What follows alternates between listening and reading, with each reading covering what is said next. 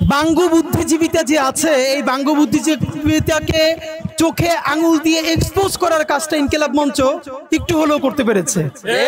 আজকে দেখেন লজ্জা, আমাদের লজ্জায় মরে যেতে ইচ্ছে হয়।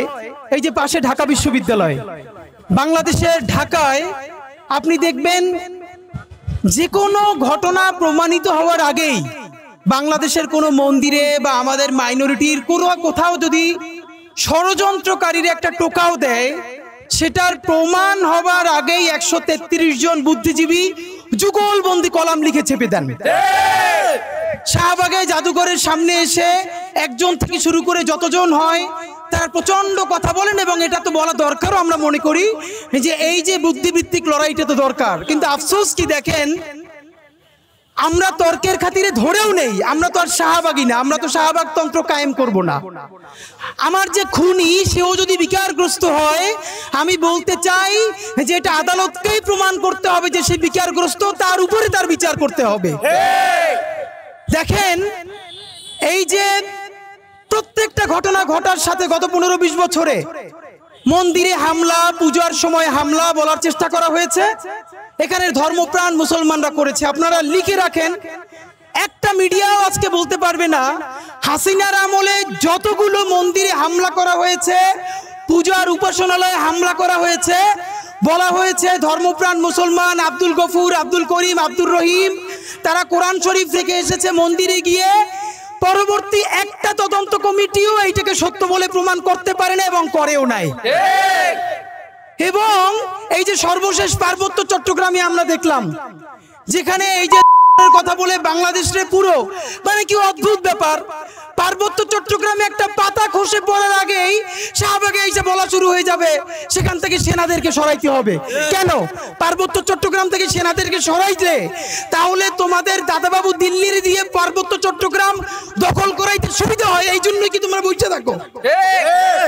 একই অবস্থা দেখেন নর্থ সাউথ বিশ্ববিদ্যালয়ের মতো একটা জায়গায় একজন শিক্ষার্থী যেই অবমাননাটা করলো, আমি অবাক হই। আমরা মাঝে মধ্যে বলি যে আমাদের এখানে ধর্মপ্রাণ মুসলমান মাঝে মধ্যে অনেক কিছু বোঝে না, মাঝে মধ্যে তারা অনেক কঠিন ভাষায় কথা বলে ফেলে, কিন্তু আমি অবাক হই এইরকম জঘন্যতম কাজ করবার পর বাংলাদেশে আলেম সমাজের পক্ষ থেকে, ধর্মপ্রাণ মানুষদের পক্ষ থেকে যে রিঅ্যাকশন হওয়ার কথা ছিল, তারা তার কিছুই করেন নাই, তারা সংযমের পরিচয় দিয়েছেন।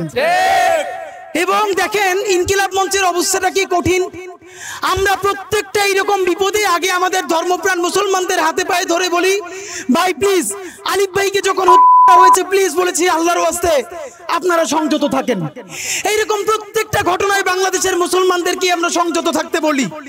আপনারা বলেন এইরকম সংযত থাকতে থাকতে কোনো একদিন যে তার ধৈর্যের বাঁধ ভেঙে যাবে না, তার নিশ্চয়তা কে দিবে?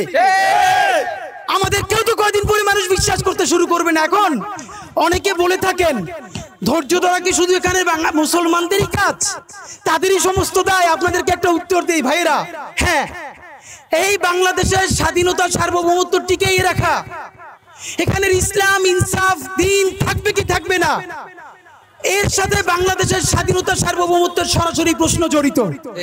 বাংলাদেশের স্বাধীনতা সার্বভৌমত্ব অক্ষুণ্ণ থাকলে পরেই এখানে ইসলাম থাকবে, এখানে ঈমান থাকবে, এখানে মুসলমান থাকবে।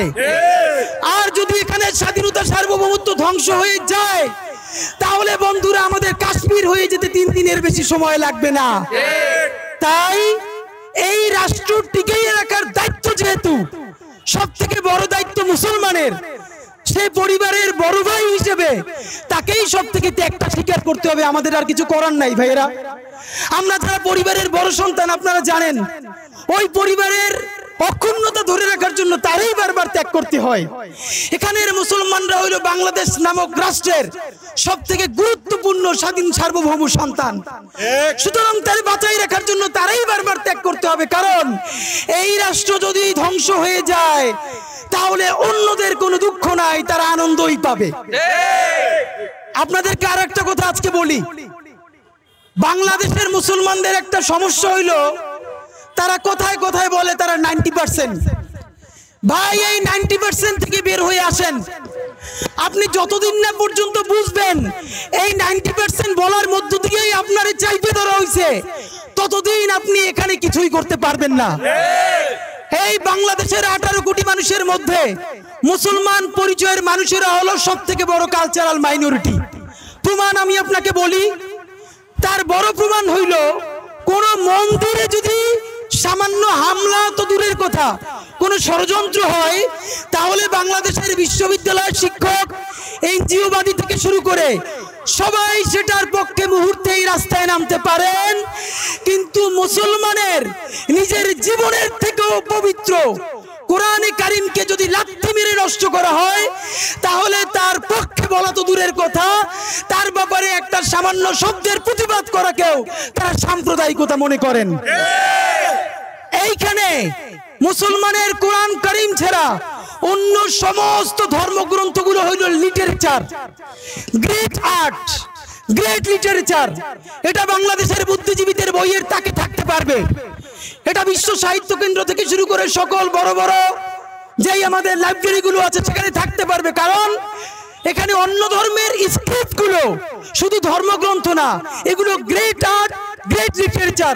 কিন্তু কোরআন শরীফ এটা হইল শুধু একটা ধর্মগ্রন্থ, এইটা কোনোভাবে গ্রেট আর্টও না, লিটারেচারও না, এটাকে বইয়ের তাকেও রাখা যাবে না, এবং এটা নিয়ে কথা বললেও বুদ্ধিজীবীতে থাকবে না।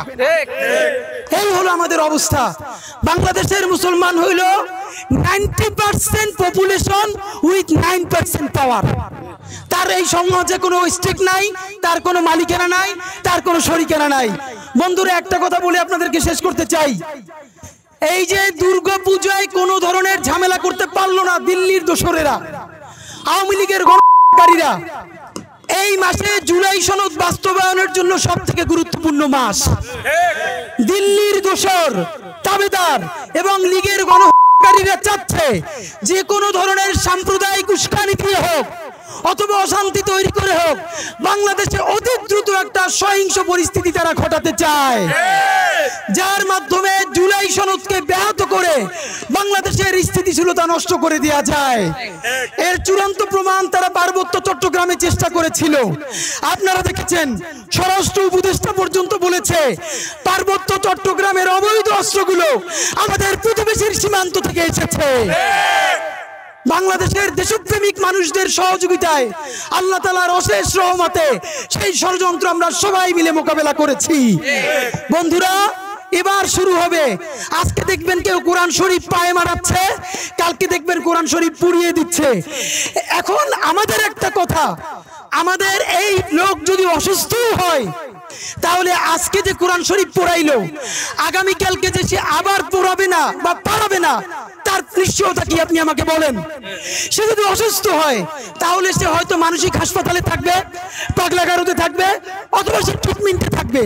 কিন্তু আপনি তাকে প্রকাশ্য দিবালোকে ছেড়ে দিয়ে আপনি মানুষের কলিজে আঘাত করবেন, তারপরে আমরা যখন তার বিচার চাইব তখন বলবেন যে অসুস্থ মানুষের সাথে এটা হয় না। তাহলে আপনি আসলে কি চান? পরিষ্কার করে বলেন। বন্ধুরা, আমরা অত্যন্ত একটা ব্যাপারে আতঙ্কিত এবং আশঙ্কা প্রকাশ করছি। এটা না হোক, আমরা আপনাদের কাছে দোয়া চাই। এমন ঘটতে পারে এই যে সে এই কাজটা করলো, আপনি দেখবেন এক সপ্তাহ, এক মাস বা কোনো একটা সময় দেশি অথবা বিদেশি কোনো এজেন্সি করতে পারে। করার পর 1 মিনিটের মধ্যে ঢাকার 133 জন বুদ্ধিজীবী ন্যারেটিভ সেট করে ফেলবে যে যেই ইসলামপন্থীরা বলেছিল তাকে করতে হবে কোরআন পারানোর দায়ে, তারাই করেছে। সুতরাং বাংলাদেশের ইসলামিস্টরা, মুসলমানরা একজন হিন্দুকে হত্যা করেছে। এখন বাংলাদেশের হিন্দুদেরকে বাঁচানোর জন্য অবশ্যই ভারতকে এখানে ইন্টারভিউ করতে হবে। এই পরিস্থিতি তারা তৈরি করতে চায়। আপনাদের মাধ্যমে বলতে চাই, কোরআন কারিম, ত্রিপিটক, বাইবেল, এই সমস্ত রিলিজিয়াস স্ক্রিপ্ট বাংলাদেশের প্রত্যেকটা ধর্মপ্রাণ মানুষের কাছে অত্যন্ত সম্মানিত। আপনি দেখেন এখানের আলেমরা মাঝে মধ্যে অতি কঠোর ভাষায় কথা বলেন, কিন্তু দেখবেন না কোনো মাহফিলে বা কোনো প্রোগ্রামে তারা অন্য কোনো ধর্মের ধর্মগ্রন্থকে আঘাত করেছে বা এরকম বাজে শব্দ চয়ন করেছে। যদি কেউ ভুলেও করে থাকে, আপামর মুসলমান দেশপ্রেমিক মানুষ তার বিরুদ্ধে সব থেকে বড় প্রতিবাদ জারি রাখে। আমি আমার হিন্দু ভাই বোনদেরকে আজকে একটা বিনীত অনুরোধ করতে চাই, বাংলাদেশে কোন মন্দিরে অথবা যত জায়গায় হামলা করার চেষ্টা করা হয়েছে, বাংলাদেশের মুসলমানরা দিনে রাতে মন্দির পাহারা দিয়ে নিরাপত্তা নিশ্চিত করেছে। আমি আমার হিন্দু ভাই বোনদেরকে বলতে চাই, বন্ধুরা, এই যে কোরআন অবমাননা করা হলো, এর প্রতিবাদ করার একমাত্র দায়িত্ব কি মুসলমানের নাকি আমার হিন্দু ভাই বোনেরও? যতদিন না পর্যন্ত ইসলাম অবমাননা এবং কোরআন অবমাননার বিরুদ্ধে আমার হিন্দু ভাই, আমার হিন্দু বোনেরা প্রতিবাদ করার জন্য রাজপথে দাঁড়াতে না পারবে, ততদিন পর্যন্ত মুসলমানেরা যদি কলিজা কেটেও মন্দির পাহারা দেয়, আমরা ইনসাফের রাষ্ট্র প্রতিষ্ঠা করতে পারবো না। সুতরাং আমরা প্রত্যাশা করি আগামীকাল শাহবাগে বাংলাদেশের ধর্মপ্রাণ হিন্দু ভাইয়েরা, খ্রিস্টান ভাইয়েরা, চাকমা ভাই বোনেরা, পাহাড়ি সমতলি সবাই মিলে আপনারা এই কোরআন অবমাননার প্রতিবাদ করবেন। তবেই আমরা বুঝতে পারবো দিল্লির আধিপত্যবাদ এবং গণহত্যাকারী আওয়ামী লীগের ষড়যন্ত্রকে ভেস্তে দিয়ে সবাই মিলে আমরা আমাদের ইনসাফের বাংলাদেশ প্রতিষ্ঠা করতে পারবো ইনশাআল্লাহ।